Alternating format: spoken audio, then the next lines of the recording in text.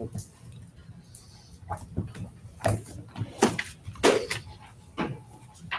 have a dedication this morning? Yes. Okay, good morning, everyone. Today's daf is daf Chav Gimel. We'll pick up right at the top of the Mishnah. Okay, so the Mishnah says, Dine Mamanos B'Shlosha, that Dine Mamanos, matters of financial matters, are judged with 3.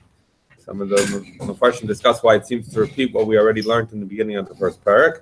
But the idea would be that Zeh Borer Lo Echad, V'Zeh Borer Lo Echad, that this one picks 1, and this one picks 1, Ushneim Borim Lehem Od Echad, and the 2 of them together pick another. So, I guess we'll explain it the way Rashi does initially. Rashi says, Mashmer Zeh Borer Lo Bezdin Echad, Shehin Gimel V'Zeh Echad. So he says that each of the litigants, each of the people arguing here, will suggest their own bezdin. So Reuben will say, "I want this bezdin." Shimon will say, "I want this bezdin."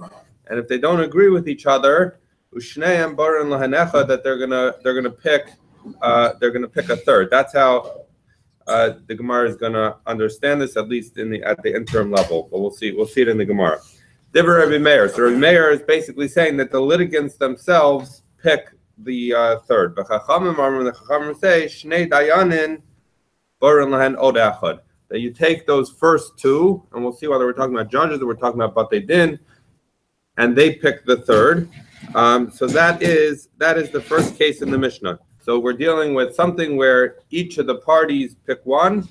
Then the parties themselves together pick the third. That's Rabbi Meir, and the Chachamim are saying no. The 2 who are picked first pick the third. Next case in the Mishnah: Zeh posel dayano shel zeh, v'zeh posel dayano shel zeh. Divrei Rabbi Meir. Rabbi Meir says that either side can, the way we're going to understand it initially, can knock out a dayan selected by the other party. The Chachamim say, no, it's not so simple. Emasai, when can one party reject the dayan of the judge of another? They say that's bizman shemevi alei and raya shehen krovin obsulin.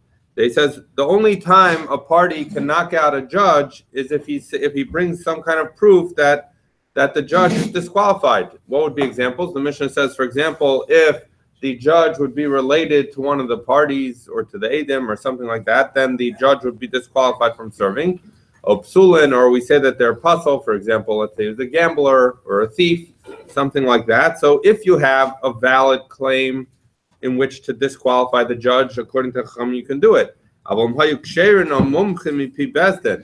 if they're kasher or they're mumchin mipi bezdin, they're experts at the mouth of bezdin, we'll see what that means. Then you can't passel. It's on its face. It would seem that Rabbi Meir holds either party can knock out the judge selected by the other party, and the Chachamim say no, only if you have a valid basis upon which to disqualify him. Third case in the Mishnah: Zeh posel edav shel zeh, v'zeh posel edav shel zeh. This one side to the argument can passel, can disqualify or knock out the aid, the witness of the other guy. And that's hard to understand at its face, but that's how we'll learn it for the moment. Rabbi Meir, this is the words of Rabbi Meir. The Chachamim say, Emasai, when is it true that one party can knock out the witness of another? Bizman shemevi alehen raya shein krovin obsulin. So if you disqualify them on a valid basis, for example, by saying that the witness is related to one of the parties, or he's puzzle as a witness, again, maybe he's a gambler, maybe he's a thief, or any of the other reasons for disqualification. But if they're kasher, eino yachal poslan, then in that case, you can't just knock out a witness because you don't like him. I mean, otherwise, how does this process work? If someone comes and their witness is that I owe money, and I say no, I knock him out, and then he can't speak. So we'll have to see exactly what this means. So 3 cases in the Mishnah. The first dealing with, on its face, selecting the process of judgment. The second dealing with whether you can knock out a specific judge, and the third dealing with whether you can knock out a witness. Okay, So the Gemara says, "My zeh bar lo echad, v'zeh bar lo echad, b'talasa sagi." So the way the Gemara understands initially the thought here is as follows: that we read it zeh bar lo echad, that this guy picks one bezdin, v'zeh bar lo echad, and this guy, the other guy, picks a second bezdin. So now we're up to 6 dayanim, and then the two parties together pick a third bezdin, and so we're at 9 dayanim. This is how Rashi understands the kasha, and so the Gemara is asking, we just we know that 3 is enough. Others understand, but Tlasa Sagi, some people don't like Rashi's explanation because they say then you should say that the Mishnah contradicts itself because it starts by saying Dine Momenos B'Shlosha. But some understand that Rashi is just that's actually what the Gemara is saying is B'Tlasa Sagi, with 3 is enough. The Mishnah just said 3 is enough, and now you're telling me you have 9 judges because each party selects a bezdin and together they select the third bezdin. So the Gemara says Hachi Kamar. And this is going to be the way I explained it when I said the Mishnah, but even this is not going to be our final understanding. That when this one picks a bezdin and this one picks a bezdin, and they don't like each other's bezdin, so they each basically can knock out the bezdin selected by the other guy, and shnehem, and both of them borin lahen od echad, and then together they have to pick a different bezdin. So it's saying one party could pick. If the other guy concedes, then fine, they go to that bezdin. But if they can't agree on a bezdin and they each put forth their own, then those batei din are both knocked out, and together they have to pick a third. Okay. So now the Gemara says, "V'afilu lovo matzi ma'akiv." Are you telling me that even a borrower can prevent the person who lent them money from picking a bezdin, because our Mishnah doesn't distinguish, and if our Mishnah is saying that if one party doesn't like the other party's bezdin, they could switch. The Ha'amar Rabbi Elazar said, "Lo shanu ela milva avolovo kofanot." So what this is going on is that we have the Gemara a little bit later on Daf Lamed Aleph on Beis, which deals with the issue.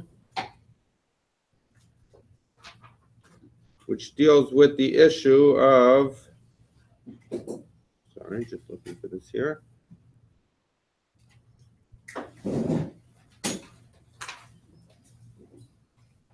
So the question is as follows: that if you can force someone, okay. So Amar Rav Yochanan Tokev es Chaveru bedin, Echad Amar Nidon Kan, ve'Echad Amar Nelech l'Makam Avad. So the question they're dealing with there is that one guy says, let's judge here, and the second guy says, let's go to the bigger city. Rashi understands the Makam Avad is to be a place where there's bigger Talmidei Chachamim, and therefore he's going to be more hesitant to lie. Other Rishonim understand that it's just a reference to a place where the judges are more qualified. So it says, Kofanos Avayelech L'Makam Avad, that you can force them to go to the large one litigant can force the other litigant to go to the larger bezdin or the larger city. Amar lefan of Rabbi Elazar. Rabbi Elazar said, Rabbi Misha Nosha bechaveru mana yotze mana almana alakofanas of a dam beiro. So Rabbi Elazar says that it doesn't work like that, because let's say a guy owes me $100 and he's going to make me travel to Washington D.C. to bezdin there, and it's going to cost me $100 to go there. So then, he's basically, by being able to switch the forum, he's going to make it where I'm not likely to go and collect my thing. That's Rabbi Elazar's taina. So then the Gemara later discusses that it brings a thing that you can, in fact, force someone. So later in the Gemara says, Amar Ameimar. So you should remember this when we get to Lamed Aleph. You'll have already done part of it. Amar Ameimar, Hilchas HaKofanos of Yelech L'Makam Avad. Ameimar says you can force someone to go to the larger city or the larger bezdin. Rashi Ameimar v'Hamar Rabbi Elazar Kofanos of Adam Biro. We just finished saying that Rabbi Elazar had this taina that why can you make me spend $100 to go collect $100? That seemed like a good taina. And the Gemara says Hanimili Hechat the Kamar Leila Malva.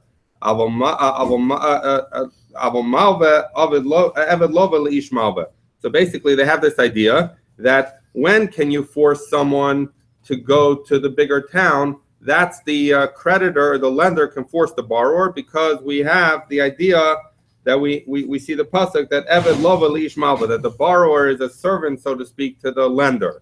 But a lender can't be forced to go to the larger town. So therefore, the question we have, that's the Gemara over there on Lamed Aleph. So the question we have is, how can you say without distinction that one party can knock out the other party's bezdin, but we know that the lender has a right to try the case here.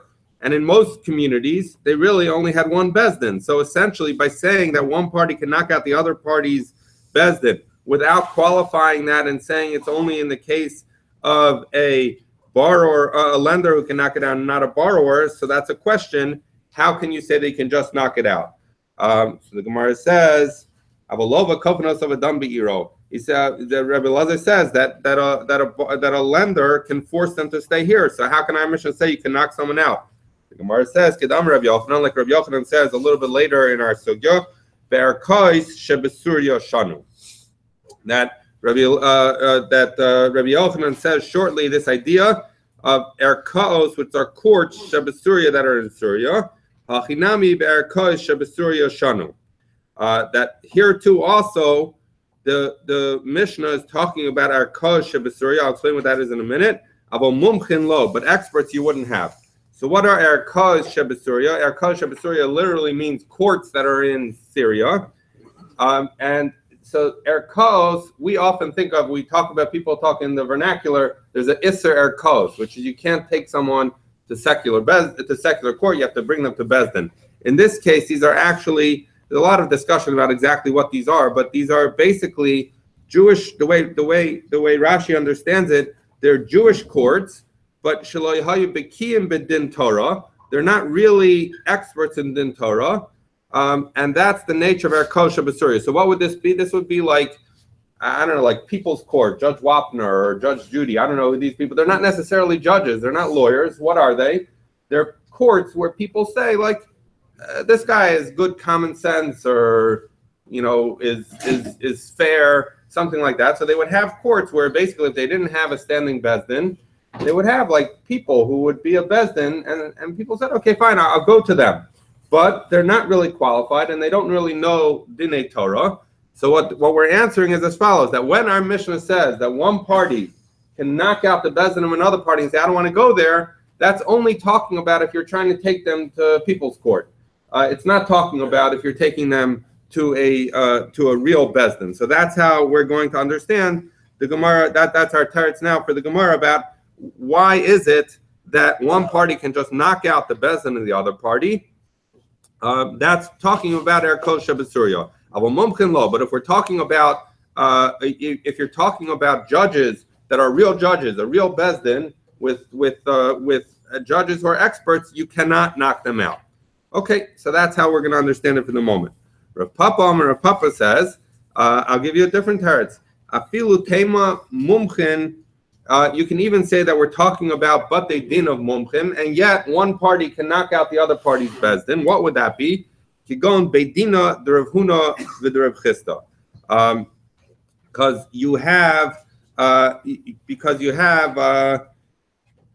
because you have sometimes two batei din that are in one city. We'll talk about that in a moment. So like the batei din of Rav Huna and Rav Chisda, the kamalei mikam achachnalach, because therefore even a borrower can push off the lender's bezdin if those batei din are in the same town. So if you had Rav Huna and Rav Chisda that were together in the same town, that could be the case that our Mishnah is talking about. So we're not talking about schlepping someone to another city. We're just schlepping him to another bezdin, and therefore either party can knock out the bezdin of another because they'll say, let's just go to the other bezdin that's here in town. So that's how Rashi understands it. Tosas asks the kasha because Tosas says that we know from the Gemara in Eruvin that Rav Chisda lo haya meir lifnei Rav Huna. That Rav Chisda was a Talmud of Rav Huna, and he wouldn't judge in front of Rav Huna. So Tosas says, therefore, what are we talking about? We're talking about that they were not in the same town, because otherwise Rav Chisda would not have paskin in front of his Rebbe Rav Huna, but it was at least Gimel Parsos away. So it was nearby. It wasn't far. So the way Tosas understands it, the way Rashi understands it, is if they're in the same city, you can knock out one bezdin and go to another. The way Tosas understands it is if they're reasonably close, you could schlep a guy, you can make him drive, you can make him go to Owings Mills, but you can't make him go to Washington. That would be the way Tosfos understands it. The Ramban understands it differently. The Ramban would say that we're talking about Rav Huna and Rav Chisda's courts were equidistant from town. So there was no court here. Rav Huna's court was 3 miles this way. Rav Chisda's court was 3 miles that way out of town. So neither of them is Musuk in this town. And either way, they're not going to be paskening. Rav Huna won't be paskening. Rav Chisda won't be paskening in the presence of Rav Huna because they're both outside of town. The Ran learns something different. The Ran learns that when it says the Bati Din of Rav Huna and Rav Chisda, it wasn't Rav Huna and Rav Chisda themselves who were the judges. It was their Talmidim. It was their Beis Medrash. They had a court in each of their respective Bati Medrash, but it wasn't Rav Huna himself, and therefore Rav Chisda's court could also paskin. The Toras Chaim says something a little bit different altogether. He says that this whole idea of that you can't paskin in front of your Rebbe is if you're talking about Isser v'Heter. If you're talking Dinei Mamanos, so Isser v'Heter is things that are permitted or not permitted. But if you're talking monetary matters, that a Talmud can paskin in front of his Rebbe. And he brings a raya from Moshe Rabbeinu, because we see Moshe Rabbeinu was the Rebbe of everyone. And yet he set up, he set up different sets of courts, and they would paskin in front of him. So you see that there's such an idea that in Dinei Mamanos you can paskin. The Achronim, some of the Achronim don't like this because they say that's different, because Moshe gave them Rishus. So maybe in the case of Rav Huna and Rav Chisda, they didn't have Rishus. So this gets into a different question, which is if you have, this is a halacha l'maisa machlokas, that if you have a Rebbe Muvak, so the Ramah learns that even by a Rebbe Muvak means your main Rebbe. It's the Rebbe you learned most of your Torah from. So if you have a main Rebbe Muvak, the Ramah learns that even with Rishus, you can't paskin in front of your Rebbe. So then that according to the way the Ramah understands, you would have a good raya from Moshe Rabbeinu. The Shach brings others, the Raiva, the Rashba, and the Rivash, that they say that Netilas Rishos, if you ask your Rebbe Rishos, then you can paskin in front of your Rebbe, and so therefore that would be a good teretz to the raya from Moshe Rabbeinu. But in any event, a series of different ways of understanding how this works when you have multiple what they did in one town. Okay. So those are two answers we have so far. So the first answer is saying, when can you knock out a bezdin? When it's the Judge Judy. And the other option is if they're in the same town. The Chachamim, okay, fine. So now, Tanan, we learned in the Mishnah, so fine. We have two understandings now of Reb Meir says why you can knock it out. But what we learned in the Mishnah of Chachamim Ramim, Shnei Dayanim Borin Lehen Od Echad. So the way we're understanding now is, according to Rabbi Meir, what happened? They each select one bezdin. If they don't like each other's bezdin, then the two of them, the two litigants together, select the third bezdin. The Chachamim say, no, it doesn't work that way. They each select a bezdin, and then but they didn't select a third bezdin. By the way, there are some Rishonim who understand this is how it should work generally, but it's not obviously how we do it nowadays. But in any event, that's how we understand the Chachamim. If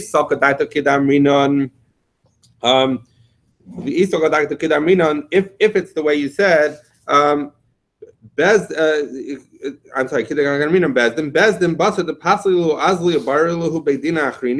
he says, the Gemara asked the question, says, I don't get it. If you're saying that we're talking about saying that the either party picked a bezdin and then the other party argued and didn't want that bezdin, so now you're rejecting the authority of each other's bezdin. Now you're going to say that those two batei din together should pick a third bezdin. It doesn't make sense. If you knock them out and you didn't want to listen to them for judgment, why would you want to listen to them for picking another court? So it doesn't make sense. He's saying the way the language of the Mishnah sounds is it sounds like in all cases each party picks one and then the two together pick a third. What happens if someone agrees with the selection of their disputant, of the person they're arguing with?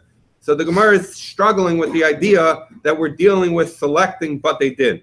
First of all, once you disqualify them, why should they be able to pick the third bezdin? And also, why does it make it sound like one party always disqualifies the other? It doesn't seem to make sense. The Gemara says, "Al-hachi kamer kishezeh bar lo dayan echad, v'zeh bar lo dayan echad." So then we're not talking about that each party selects a bezdin. We're talking about each party selects a dayan, a judge. And then what happens? Shneim baron lahan od echad, that the two of them together select a third judge. So now this explains why you automatically each pick. In other words, we said, what happens when one party likes the other? We're not talking about that because you need 3 dayanim at the end of the day. So each party picks one. There's nothing in conflict about that. And it also explains why, according to the Chachamim, the 2 can pick one, because you haven't disqualified the 2. It's just, I pick my judge, you pick your judge, and then either we ourselves pick the third or our judges pick the third. So the Gemara says, why do you do it this way? Once you have the parties selecting, agreeing on a judge, right? So you're saying that I pick one, you pick one, and then together we pick the third. If we could pick the third together, let's pick all 3 together. So Amri ben Marav of Mishmei Reb Zera mitoshe zeh bar lo dayan echad v'zeh bar lo dayan echad u'shneim bar lahen od echad. Since we have the structure, I pick one, you pick one, and together we pick a third. Yatza hadin la'amito. That the din is going to come out to its truth. So let's look at Rashi. This is a very, very famous Rashi, complicated Rashi to understand. Yatza din emes la'amito. The tzaisei balei dinin. That if we each pick a judge, at the end of the day, the litigants are going to listen to the judgment that comes out. Why? The savar hachayev, because the one who loses in court will say to himself, "Harei ani ba'atzmi birarti ha'echad." I picked one of these guys. V'im haya yachol lahapek b'schusi haya mahapech. If he could have found a schus for me, he would have found a schus for me. So therefore, if I lose, I'm going to trust the judgment that came out of this bezdin. The dayanim themselves, that the judges themselves are going to want to come out with a good judgment because they want to make happy the people who selected them. So that's what Rashi says. Now, the Rush and the Tur really struggle with this, and they interpret Rashi to be saying not that the judge, Chas v'Shalom, is trying to help out the guy who picked him. That would be like bribery. You're not allowed to do that. So rather, they explain that the litigants will think that the guy will look after him, or that there's some element perhaps of human nature that they're extra careful because they know the person picked them. But for sure, it's not the case that they are looking. The way Rashi makes it sounds like they're acting almost like a lawyer for each side. That they're saying that they're going to find my case. So by the way, this many people have heard the term zavla. Zavla is this idea: I pick one, you pick one, and together we pick a third. So if you look at the beginning of the Mishnah, you see Zeh barer lo echad, Zayin Beis Lamed Aleph. That's where the language zavla comes from. Zeh barer lo echad, v'zeh barer lo echad. Sometimes you see it written zavla v'zavla. This is the source for that halacha. The Ramah paskins halacha l'maisa that you can only do this if there's no bezdin kavua in town. And the Levush explains that pretty much otherwise it's forum shopping. People want a certain judgment, so they'll go find the judge that they like. In other words, they'll say, I'm not going to go to the Baltimore Bezdin, I'm going to pick other people because I think they'll do better for me. And then, the Avodah Gershuni and others bring an interesting thing. They say that even if, forget beyond the Ramah says if there's a Bezdin in town, you can't go. They say even if there's a Bezdin nearby, you can't do it. Why? Because people get mixed up by what Rashi wrote. And they think that when they do Zavla, that they could pick a guy who's going to help them out. So you see already in the Mefarshim early on that they have this issue. Ramosha in Igros Moshe discusses whether we can do Zavla, and he distinguishes, he says, in most towns, let's say in Europe or somewhere, that there was one Bezdin in town. And so you couldn't, in other words, the way the Ramah says, if there's a Bezdin in town, you can't do it. But Ramosha was talking about, let's say New York. There's all of these communities, and there's lots of Batei Din. So you can't say, so he says, why did it work in Europe? Because everyone in town is masking, this is our Bezdin. But in New York, people aren't. There's this group, there's that group, and it doesn't work like that. The Shevet Levi argues with this and says, first of all, everyone belongs somewhere.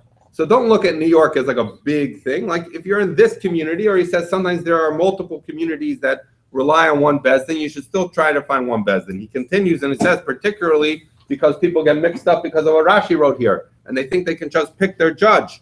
And then it's interesting thing, the Panamiris talks about this, that it came about that people would actually go to their judge, pick their judge, they'd present their entire case to the judge, they'd even pay the judge, and then he'd be the judge. And so they have a lot of problems with this structure of Zavla, and therefore they say you should avoid Zavla as much as possible. The Aruch HaShulchan says something interesting. He says it's not such a big deal if people go and present their entire case to their judge, as long as both parties do it and they both know that they're doing it.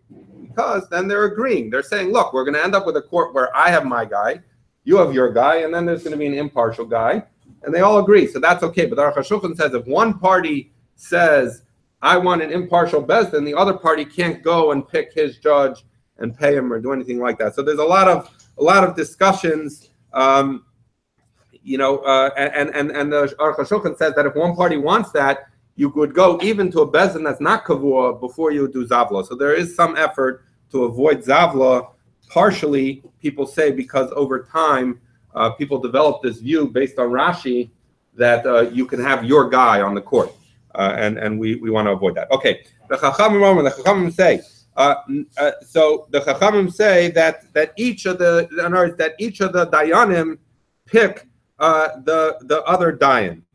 So we have a machlokas as do the two parties pick the third dayan together, or do the two judges themselves pick the third dayan. So name of it, Rabbi Yehuda Marav Kamifagi. Let's say that they're arguing about what Rabbi Yehuda said in the name of Rav. Dam Rabbi Yehuda Marav Eina Edem Chosman Al Ashtar Elam Ken Yodin Mi Chosam Imahim.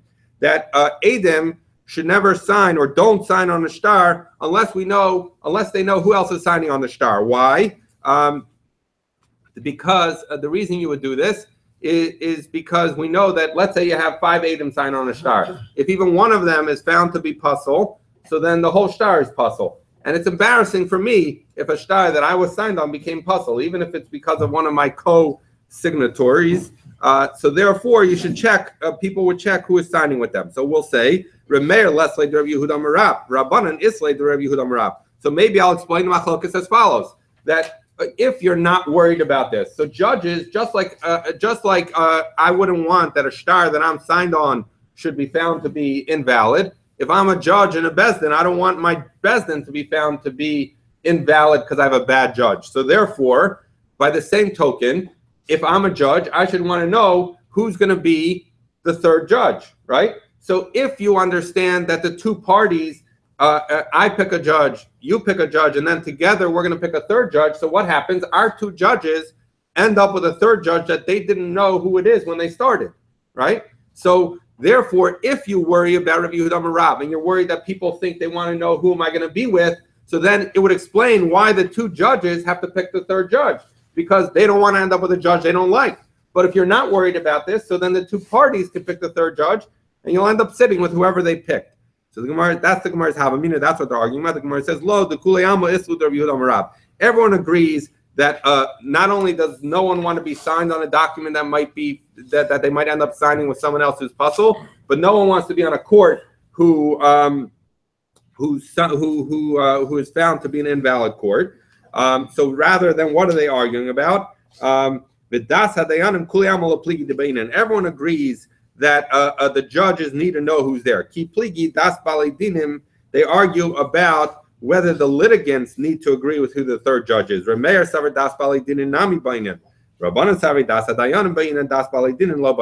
he's saying, Rameir says that not only do you need the judges to agree with who the third judge is, but the parties need to agree with who the third judge is. So when it says that I pick one, you pick one, and then we together pick a third, it's not just we together, it's we together, plus the other two judges that we first picked have to agree. So Meir says everyone has to agree, the two dayanim and the two litigants. And the Rabbanan say, no, it's not important that the parties agree on who the third judge is. Each of the parties pick a judge, and they have two judges. The two judges pick a third judge. But in all cases, the judges want to know who they're sitting with. The only question is, should the Balei Din have input into who the third judge is or not? And that's the machlokas between the Chachamim and Meir. Okay, Gufo, we learned. That we said that someone shouldn't want to sign on a shtar unless they know who the other parties are. Tanya Nami, how can we learn the Brisa this way? The ones with clean Nikia Das, clean thoughts, clean minds. It was people who were very careful. Nikia Das Shabishalaim Osin. This is how they used to do. They wouldn't sign on the shtar unless they knew who was signing with them. They wouldn't sit as a dayan somewhere unless they knew who were the other judges. They wouldn't sit down to a suda unless they knew who is sitting with them, because the idea, Rashi says, is you don't want to end up sitting because it's an embarrassment if a Talmud Chacham ends up sitting with an Amaretz at the Suda. So it's an interesting thing. There's a lot of discussion about this. The Bir Halacha Paskins Lamaisa that it's not. So this might seem like a very restrictive thing. So if you go to a wedding and there's 600 people there, and some of them are Amaratzim, so does that mean that Talmud Chacham can't be there? So the way that Bir Halacha is Medayik, he reads. He says unless you know Mi Mesa V'Mahin, who is sitting with them. So it means like at their table. So at their table, they should check who's there. They discussed the issue about if you go to a bris and you don't eat, it's a problem. So what happens if he's not eating because it's Amaretz? But it's an interesting thing. The Garlitz Rav brings from his father. It's just a different way of looking at it. He learns in the words. He says, unless you know who's sitting with them. The way he learns is you could sit with people or Amaratzim, or you could sit with people or Talmidei Chachamim. Just don't sit with people you don't know who they are. So his basic idea was, it's okay if you're sitting with a bad guy, with an Amaretz, because you know who he is and you're not going to get messed up by him.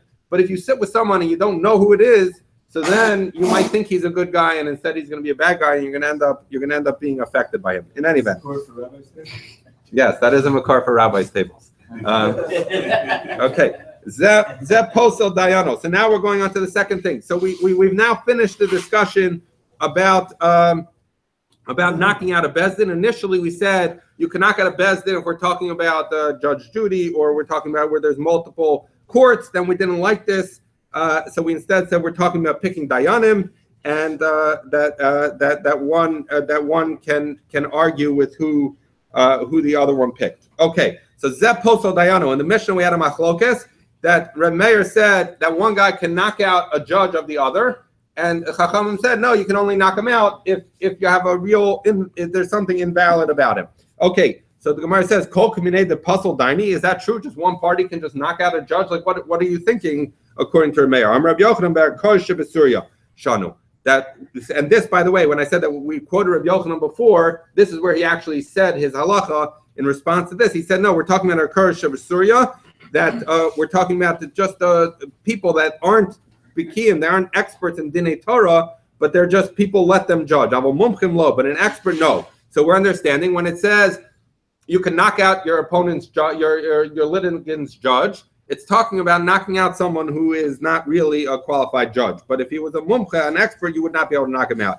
So the Gemara says, but look at how the Chachamim answer a mayor. Chachamim said back to a mayor, you can't knock out a judge anytime you want. When can you knock it out? As much as maybe Raya Shein Krovim Rapsulim, if you bring proof that they're disqualified. But if they're kosher or they're mumchim mipi bezdin, any yachol apostlon, then you can't knock them out. So if the Chachamim were responding to a mayor and saying you can't knock out someone who's a mumcha, it must be that a mayor holds you can knock out someone that's a mumcha. So you just answered that a mayor only lets you knock out someone who's a Erkosha Basuria, but it seems from the response that Chacham gave to Remeir, Mumkanami Kamar, that it seems that Remeir was saying you could knock out even an expert. So the Gemara says, Hachi Kamar, Aval Hayu Ksherin, if they were Ksherin, which Rashi says is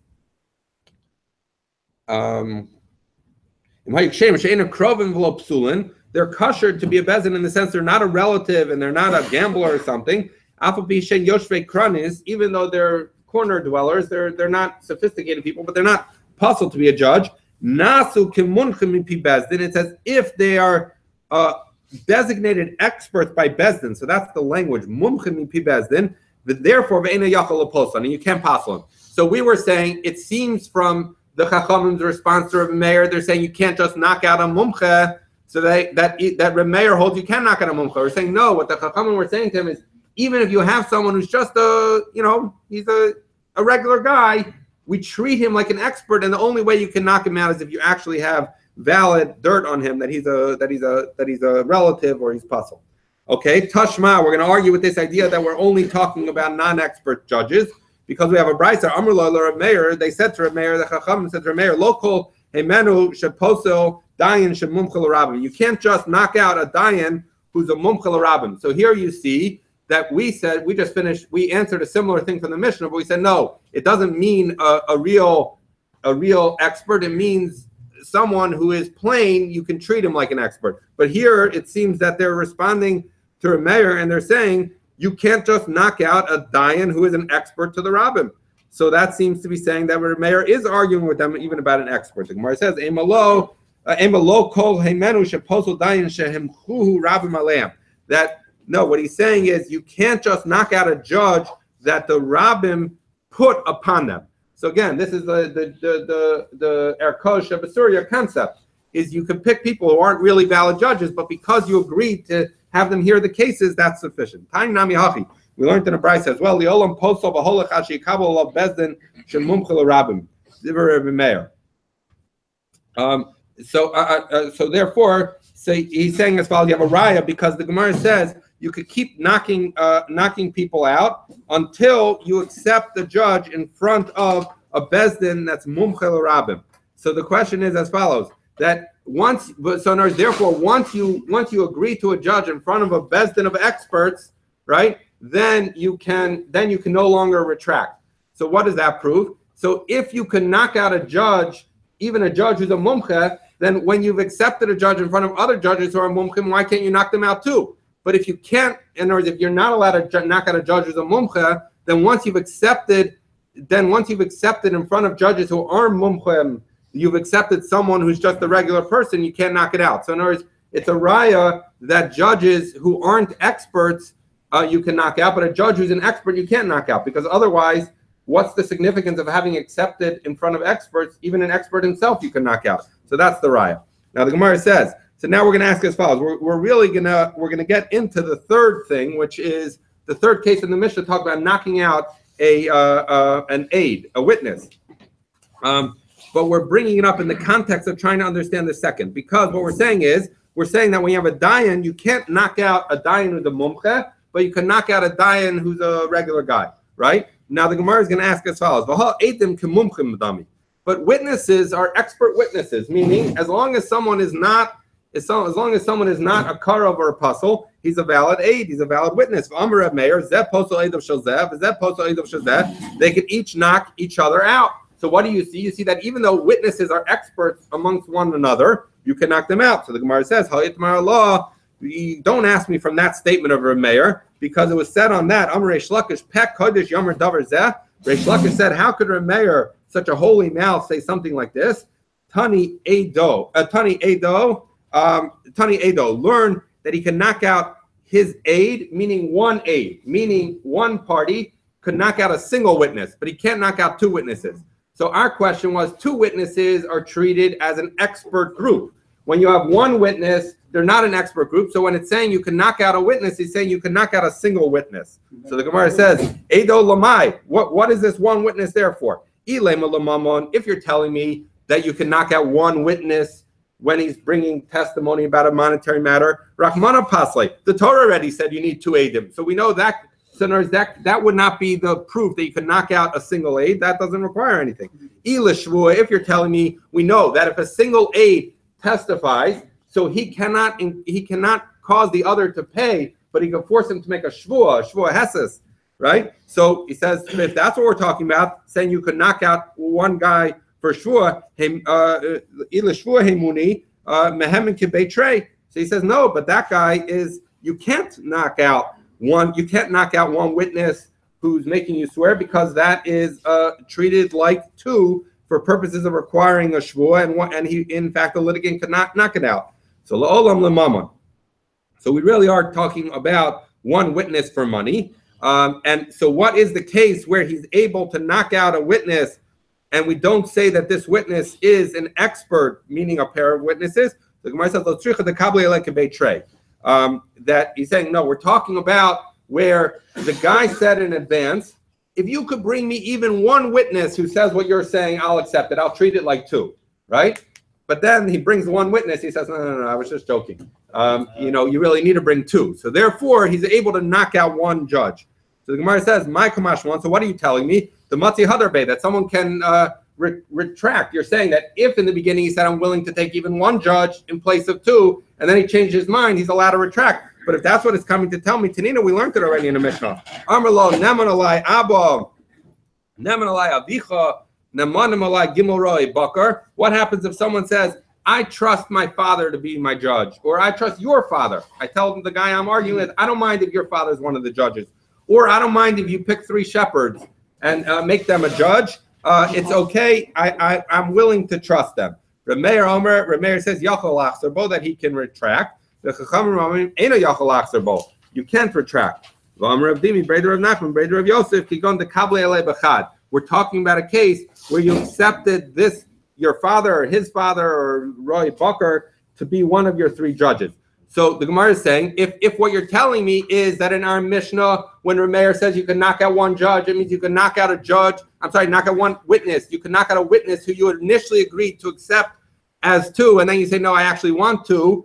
If all we're talking about is that you can retract, we already learned that as we learned the halacha by accepting a judge to be, accepting one of your relatives to be a judge. And whether you could back out, that's already a machlokas Rameir and the Chachamim. So the Gemara says, tzricha. No, I need both cases. So if I only learned the case that says I could say I'm going to accept my father or your father, and then and the Rabbanan said you can't retract from that. Why not? Because there's nothing wrong with my father as a witness. The only problem is that he's being a witness for me, and he's related to me, but he's generally speaking a valid witness. So to that, maybe the Rabbanan specifically in that case said you can't knock out his father. You can't retract and say, I don't want my father to be anymore, because once his father was appointed, and his father is generally speaking a valid judge, it's just that in this case he's related, I would say in that case you say you can't knock it out. But the Rabbanan, maybe they would say, when did I tell you you can't retract is only if you appoint your father, who's technically speaking a valid dayan. But if you say I accept one person like 2 people, which doesn't work, not in this case or in any other case, so then therefore I'm going to tell you that maybe the Chachamim will be moded to Rameir, that in that case you can retract. And that's not so. The Chachamim say even in this case. So that's why we needed to tell it to us in the case of Neman Alai Abba, that my father is believed. And if I only told it to you the case where a guy said I'm willing to accept one witness as if he's 2 witnesses, then maybe Rameir said in that case he can retract, because it's one witness is not like 2 in any matter. But in that case, where a guy said my father is believed or your father is believed to be a judge, I would say maybe he agrees to the Rabbanan. Why? Because my father or your father are valid judges in any case other than ours, and maybe that's why you can't back out. So therefore, tzricha, I needed it in both cases. Okay, so now remember, what did we come up with so far? Why can you knock out someone's witness? We're saying you can't do it by an expert, by 2 witnesses. You can only do it by 1 witness. The Gemara doesn't like that. The Gemara says, Hamid Diktani Reisha Dayano V'Seifa Edav Alma Davka Katani. He's saying in the Reisha we say Dayano, his Dayan. In the Seifa we say his witnesses. So now the Gemara is saying as follows: if the Reisha and the Seifa were consistent, either both singular or both plural, so I could say, okay, they made a mistake. They were trying to make it consistent and there was a mistake. But when the Reisha is singular and the Seifa is plural, that doesn't happen by mistake. So we were saying, oh no, it's a mistake. When it says witnesses, it means witness. The Gemara doesn't like that because it says it's unlikely that would have gotten mixed up. So therefore, Rabbi Lazar, so what's the case where you can knock out a witness? So the Gemara says, here's the case where someone's bringing a case against me. You bring 2 witnesses. You bring witnesses, and I, together with another witness, knock out one of your witnesses, right? So basically, I'm knocking together with someone else. I'm knocking out your witness or your witnesses. The Gemara says, how can I be believed to knock out my opponent's witnesses? That's crazy. Otherwise, people will do that all day. They'll find some other witness and they'll knock him out. So no, because I didn't say that witness is no good because he's related to me. I disqualified him in a more broad sense. I disqualified him from being an aid in any circumstance. So therefore, my disqualification was more than just saying he can't be a witness against me. I was saying he's generally not a good witness. So the Gemara says, "Ira demai." What is this disqualification? Ilamer ira de gazlanusa. If you're going to say that I disqualified him more broadly because I said he's a gazlan, and a gazlan is not allowed to be an aid. So the Gemara says, "Kol kamine." Is there such a thing? Nogea beidusa, who he's still nogea. It might be true that I disqualified him more broadly from being a witness by saying he's a gazlan, but at the end of the day, when I do that, I'm knocking him out from arguing my case, and I'm nogea. I have a conflict of interest here.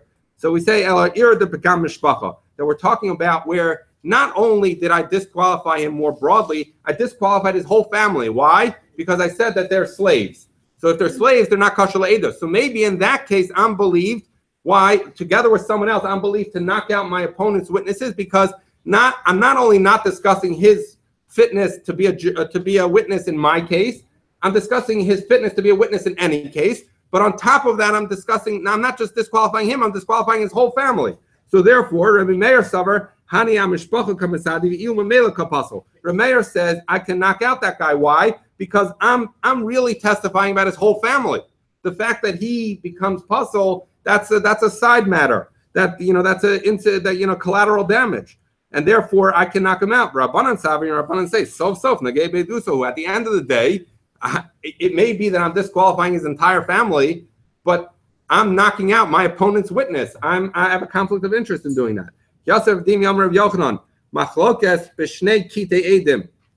He's giving a different answer to how I can knock out edim. Der Meir Savar, and we'll do this quickly, and then we'll break. Der Meir Savar tzarich levar, Rabbanan Savri ein tzarich levar. So it goes as follows. So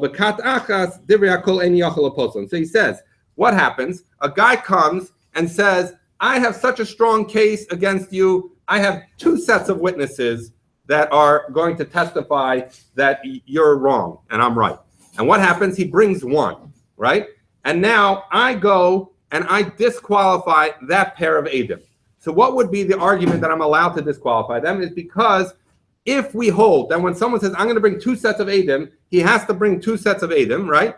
So then his first set of Edom doesn't matter if I disqualify them. Why? Because if he doesn't bring the second set, he loses the case. And if he does bring the second set, he has witnesses. So my disqualification of this first set of witnesses is actually not accomplishing anything. So therefore, that's the case where you can knock out witnesses. So how you read that is say, Machlokas b'shnei kitei edim, where a guy says he's going to bring two sets. The Meir Savar tzarich levar. The Meir holds that we're not going to trust his case unless he brings a second set. Therefore, my disqualification does nothing. Rabbanan Savi, Rabbanan hold in a tzarich levar elapakat achas. I'm sorry, in a tzarich levar, meaning the Rabbanan hold your whole case is wrong. If I say I'm going to bring two sets of witnesses and then I only bring one, so I only brought one. I didn't bring the second. So therefore, if I allow you to disqualify your witnesses, I'm disqualifying the only set of witnesses who are here, and they are valid witnesses. But if we're talking about a regular case where you bring two witnesses, of course I can't passel your witnesses. I'm going to stop here, and we'll probably start a little early tomorrow, but I'll say we'll send out a WhatsApp. Yeah.